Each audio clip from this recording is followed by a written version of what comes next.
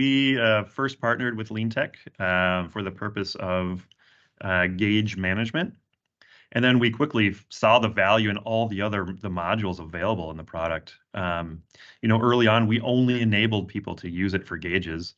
And then we have a few MVPs or champions, whatever you want to call them, in various departments that, we can give them a little freer access to see everything else that's available in the tool. Because again, we don't want shadow IT going on. We don't want these processes that people are running on the side outside of our ERP system, or just maybe that processes that are very siloed or unique to that one department that maybe don't, as our company grows, they don't really port well to other areas. So it's nice to turn on and off modules as you need them. So we started with gauges and quality.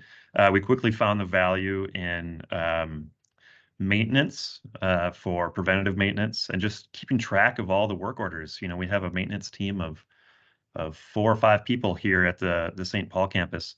And when you have 4 or 5 people trying to do the same job, people are stepping each other's toes. Yeah. So yeah, you definitely need a way to keep track of maintenance work orders and requests.